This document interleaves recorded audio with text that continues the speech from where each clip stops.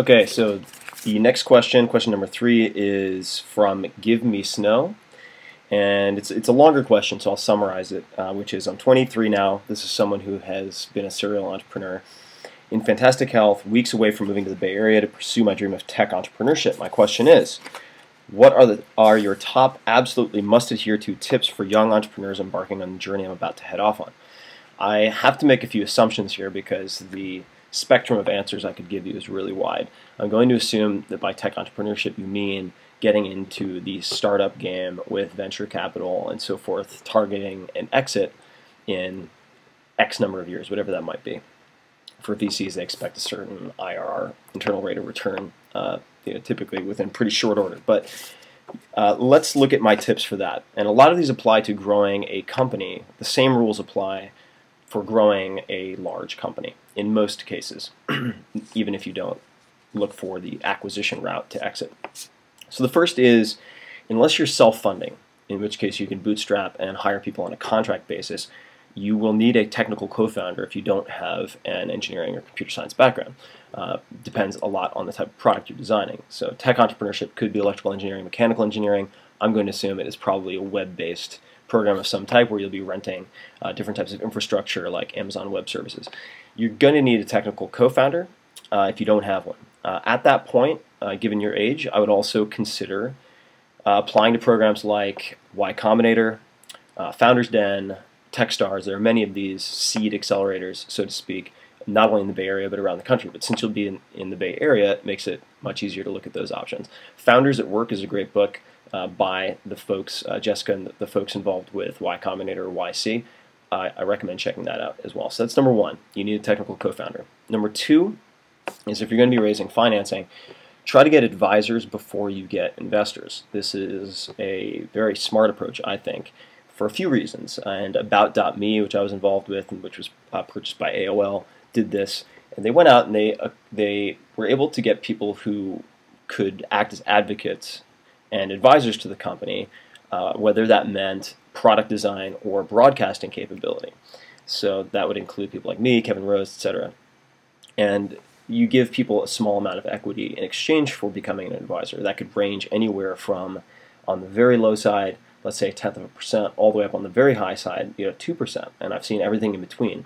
And I've participated pretty much from like a quarter point and up. In any case, when you do that, you are giving up a small amount of equity, but you gain a few things. Number one is if you can't convince advisors who are not putting up capital to become advisors, then your pitch or your product or your team are not strong enough. Secondly, when you have good advisors on board, you are able to raise financing with more attractive terms from better investors. And so in many respects, you make back your equity immediately with a snap of the fingers by doing that and sequencing in that fashion.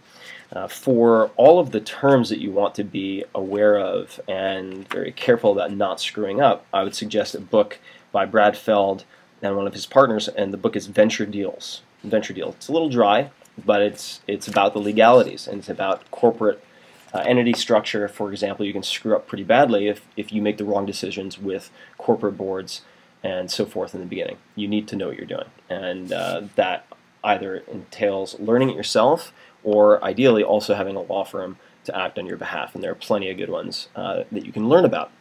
To educate yourself, all right, so the rule number 3 is you want to learn before you earn, which sounds like a cheesy motivational quote, but it's easy to remember. All that means is you don't have to aim for the $20, $100 million exit right off the bat. And many entrepreneurs, even though the one-hit wonders or first startup to $1 billion valuation people get highlighted, the reality is a more reliable path to getting to a larger exit is to build something that can be acquired for a lower price.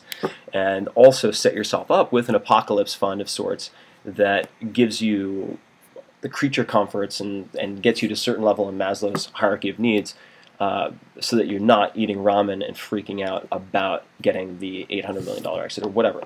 Now, there are different philosophical approaches to this. I think you do need to be hungry in either case, which is part of the reason why, let's say, Y Combinator is disinclined to accept you if you still have part-time jobs and stuff like that.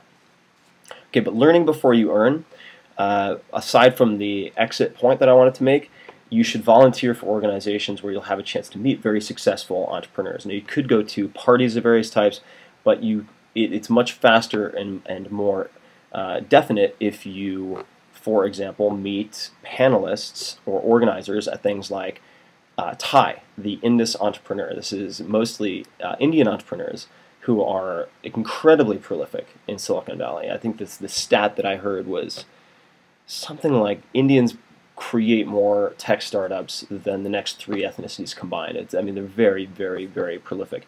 But it's not only for Indians, although I stuck out pretty clearly. But very friendly, very welcoming. Then there's SVACE, which is Silicon Valley Association of Startup Entrepreneurs. There's Churchill Club, Commonwealth Club. All of these places will allow you to either volunteer or certainly attend. And a lot of these events are super, super cheap. All right. Moving on. So those 3. Let's see, 4, and this is perhaps the most important, which is you are the average of the 5 people you associate with most. And I'll make this point again later, but my mentors are my friends in Silicon Valley and my friends elsewhere. I try to choose my friends very carefully. And it doesn't mean I look for utility in my friends, i.e. how can they help me. I look for really, really smart, curious people who are doing fascinating things and pushing the envelope, comfortable making fast, cheap failures. And you will learn from those people. If I have questions about any number of things, I might go to Matt Mullenweg, I might go to Tony Conrad, I might go to any one of these people. And as much as I might view them as mentors, they're also my friends. So choose your friends very carefully. You're the average of those 5 people you associate with most.